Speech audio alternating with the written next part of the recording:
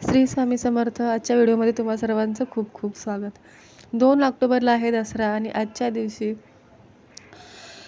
दसरा म्हणजे रावणाला जाळण्याचा दिवस, आपल्या आयुष्यातली नवी सुरुवात करण्याचा दिवस. तर आजच्या दिवशी तुम्हाला मी जे उपाय सांगणार आहे ते नक्की करा. त्यामुळे तुमच्या आयुष्यामध्ये हे जे तुमचा दिवस चालू होणार आहे दसऱ्यापासूनचा, त्या दिवसापासून तुमच्या आयुष्यामध्ये कधीच कोणताही प्रॉब्लेम येणार नाही. दसरा म्हणजे स्वतःमधला रावण जाळण्याचा दिवस. स्वतःमध्ये जे काही अवगुण आहेत त्यामध्ये आपल्याला कसा बदलता येईल, जे अवगुण आहेत ते आजच्या दिवशी दहन करण्याचा दिवस, रावणासोबत ते सुद्धा जाळून टाकण्याचा दिवस. तर आजच्या व्हिडिओमध्ये मी जे तुम्हाला उपाय सांगणार आहे ते नक्की करा, कारण आजच्या दिवशी जे पण तुम्ही नवीन कार्य सुरू कराल, जे पण नवीन काम कराल, आनंदात राहाल, खुश राहाल, तर आयुष्यभर तुमचा आनंद किंवा वर्षभर तो आनंद तुमचा तसाच टिकून राहील. आजच्या व्हिडिओमध्ये मी जे तुम्हाला उपाय सांगणार आहे ते तुम्ही कोणत्याही देशात असा, दुबईमध्ये असा, अमेरिकेमध्ये असा, सिडनीमध्ये असा किंवा आपल्या भारतात असा, हा उपाय सगळ्यांनी करा, कारण हा उपाय सगळ्यांनी करण्यासारखा सोपा आहे. रावण हा फक्त लंकेचा राजा नव्हता, तर त्याला 10 तोंडं होती आणि तो आजही जिवंत आहे आपल्यामध्ये. आपल्यामध्ये जो राग आहे तो आपले नातेसंबंध खराब करतो, आपली कौटुंबिक जीवन आपलं उद्ध्वस्त करतो. त्यानंतर जे आपली व्यसन आपल्या प्रेमाच्या माणसांना आपल्यापासून दूर घेऊन जातं. त्यासोबत तुमचा इगो तुमचे नातेसंबंध तोडून टाकतो.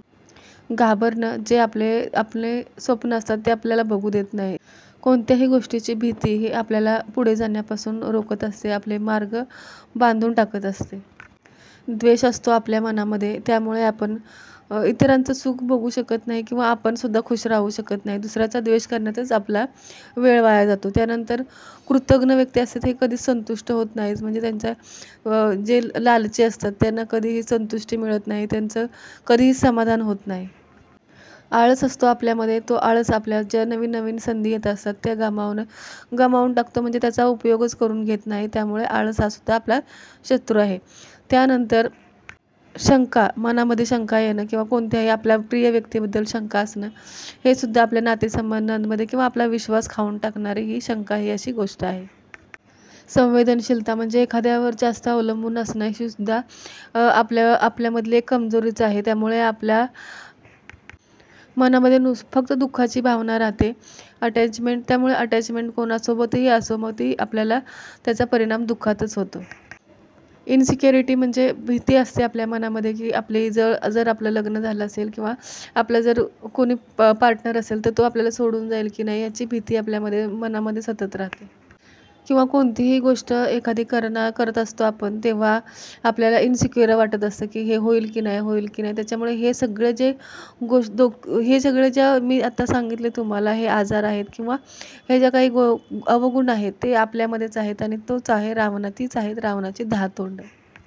रावण दहन तर भारतामध्ये होतच असतं, पण दुसऱ्या कोणत्या देशांमध्ये किंवा रावण दहनाचं आपल्याला फक्त स्टेटस ठेवण्यापुरता रावण दहन किंवा दसरा हा सण राहिलेला आहे. त्यामुळे मी आज तुम्हाला जो उपाय सांगणार आहे तो तुम्ही कोणत्याही कानाकोपऱ्यामध्ये बसून करू शकता, घरी बसल्या बसल्या करू शकता. त्याच्यासाठी काहीही खर्च नाही, कुठेही जाण्याची गरज नाही. तुम्ही घरातल्या घरात हा उपाय करू शकता, कारण ही फक्त एनर्जी काम करते. आपली एनर्जी जर हाय असेल तर आपल्याला सगळ्या गोष्टीसुद्धा मॅनिफेस्ट होतात. त्यामुळे हा आजच्या दिवशीचा उपाय नक्की करा.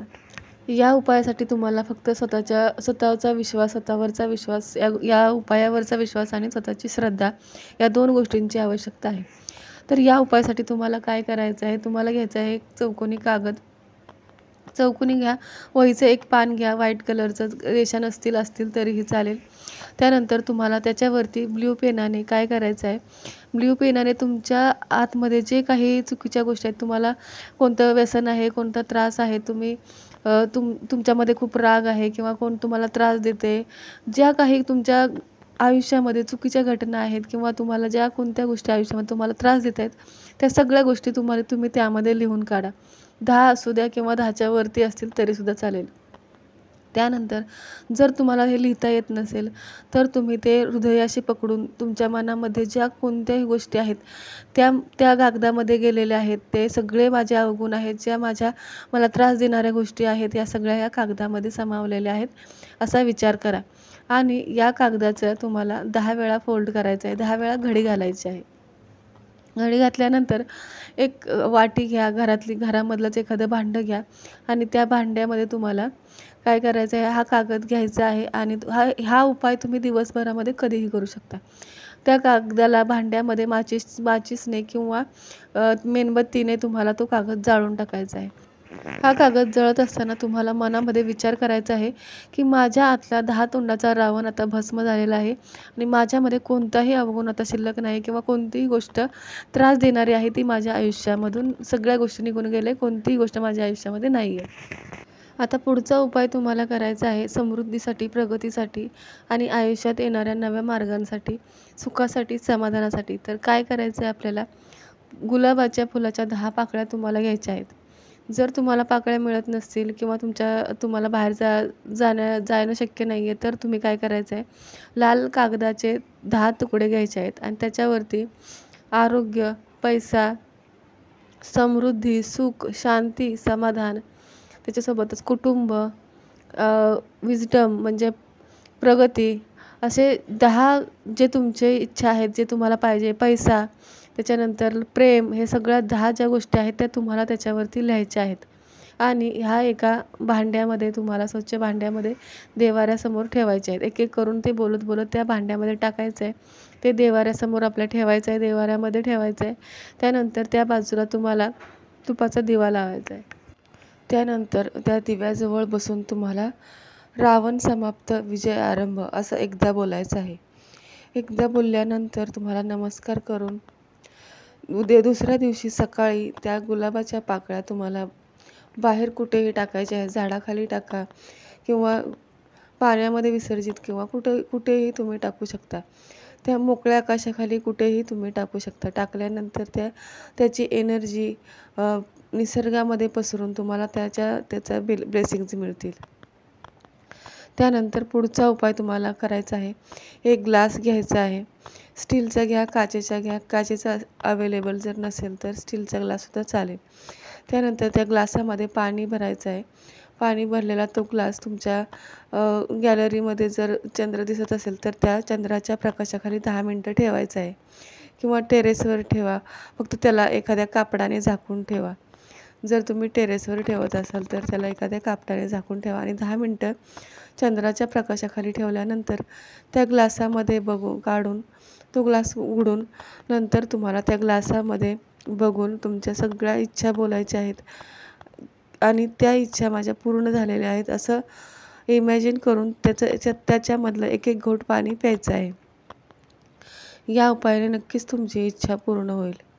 त्यानंतर छोटासा उपाय अजून एक सांगते, तो म्हणजे तुमचे दोन्ही हात हृदयाजवळ ठेवायचे आहेत आणि बोलायचं आहे की माझ्या आतला रावण आता मेलेला आहे. माझ्या आतले सगळे अवगुण जे आहेत ते संपलेले आहेत. मला त्रास देणाऱ्या सगळ्या गोष्टी कायमच्या संपलेल्या आहेत आणि माझ्या आयुष्याची नवीन सुरुवात झालेली आहे. हा एक छोटासा उपाय जरी तुम्ही केलात तरी तुमच्या आयुष्याची आजपासून नवी सुरुवात होणार आहे. ह्या छोट्या-छोट्या उपायाने तुमच्या आयुष्यामध्ये नक्कीच मोठे बदल घडणार आहेत. कारण ह्या वर्षीचा जो दसरा आहे तो खूप खास आहे. कारण 11 दिवसानंतर, ग्रहणाच्या 11 दिवसानंतर हा दसरा येत आहे. त्यामुळे नवीन कर्मांची सायकल संपून नवीन रिसायकल चालू होणार आहे आणि तुमच्या आयुष्यामध्ये नवीन कामं येणार आहेत, नवीन उपलब्धी येणार आहेत, नवीन संधी येणार आहेत. त्यामुळे हे छोटे-छोटे उपाय नक्की करत जा. दसऱ्या दिवशी अजून एक गोष्ट खूप महत्त्वाची असते, ती म्हणजे आपण जे काम करत असतो त्यासाठी लागणारी जी उपकरणं आहेत ती आपण या दिवशी त्या उपकरणांची पूजा करायची असते. मग ते कोणतंही असो. जर लेखक असेल तर तो वही पेनाची पूजा करेल. त्यानंतर जर आपण शेतकरी आहोत तर आपले हात्यारे पूजतो हे तर आपल्याला माहीतच आहे. जरी तुमच्याकडे ही प्रथा नसेल तर तरीसुद्धा तुम्ही नक्की हे करा. कारण ज्या गोष्टींची आपल्याला रोज गरज असते, ज्या गोष्टी आपल्या जीवनासाठी खूप अत्यावश्यक आहेत, त्या गोष्टींची पूजा करून त्यांना धन्यवाद देणं हे आजच्या दिवशीचं खूप मोठं काम आहे. त्यामुळे जर तुम्ही मोबाईल वापरत असाल, त्या मोबाईलमुळे तुमच्या आयुष्यामध्ये खूप कामं घडत असतील, तुम्हाला खूप उपयोग होत असेल. त्यानंतर अजून वही पेन आहे. आपण चपाती भाजी करतो तेव्हा पोळपाट लाटणं घेतो. आपल्या जी काही आपल्या घरामध्ये हत्यारं आहेत जे आपण रोजच्या वापरामध्ये आणतो, त्या हत्यारांना थोडा 5 मिनिटं तरी आराम द्यायचा, त्यांना स्वच्छ धुवायचं, त्यांना हळदी-कुंकू लावायचं, त्यानंतर त्यांची पूजा करायची, अगरबत्ती लावायची, दिवा लावायचा. हा उपाय तर तुम्ही नक्कीच करा. हा उपाय नाही आहे तर प्रत्येक ठिकाणी केलं जातं. कदाचित तुमच्याकडे असेल की नाही माहिती नाही, तरीसुद्धा कमेंटमध्ये नक्की सांगा की तुमच्याकडे हे करतात का? कारण ह्या गोष्टींमुळे जे आपण वस्तू वापरतो त्यांना नवीन एनर्जी येते, नवीन त्यांना ऊर्जा मिळते. हे केल्यानंतर हा उपाय नक्की करा. जे मी छोटे-छोटे उपाय सांगत असते ते नक्की ट्राय करत जा. जे मी तुम्हाला उपाय सांगितलेले आहेत, हत्यारांचा सोडून बाकीचे जे उपाय सांगितलेले आहेत, ते तुम्ही दुसऱ्यांसाठी सुद्धा करू शकता. म्हणजे दुसऱ्यांसाठी करायचं असेल तर तुम्हाला फक्त त्या वस्तू वेगवेगळ्या, म्हणजे गुलाबाच्या पाकळ्या घेणार असाल तर वेगळ्या 10 पाकळ्या घ्यायच्या आहेत. पाण्याचा ग्लास घेणार असाल तर वेगळा पाण्याचा ग्लास घ्यायचा आहे. त्यानंतर जर आपण करणार असाल, पेपर घेणार असाल, तो दुसऱ्यासाठी अजून एकदा वेगळा पेपर घ्यायचा आहे. तर हे जे उपाय आहेत तुम्ही दुसऱ्यांसाठी सुद्धा करू शकता. जगाच्या कोणत्याही कानाकोपऱ्यात बसून हे छोटे-छोटे उपाय तुम्ही नक्की करू शकता. कारण त्याच्यासाठी वेगळं काही करायची गरज नाही, घरातून कुठेही बाहेर जायची गरज नाही आहे. हे उपाय तुम्ही घरातल्या घरात सुद्धा करू शकता. पुन्हा जर व्हिडिओ कुठेही आवडला असेल तर व्हिडिओला नक्की लाईक करा, चॅनलला सबस्क्राईब करायला विसरू नका. व्हिडिओ सगळ्यांना शेअर करा, कारण दुसऱ्यांचे सुद्धा प्रॉब्लेम सॉल्व्ह होतील आणि त्याच्यात तुम्हाला ब्लेसिंग्स मिळतील, तुम्हाला आशीर्वाद मिळेल. पुन्हा भेटूया पुढच्या व्हिडिओमध्ये. श्री स्वामी समर्थ. धन्यवाद.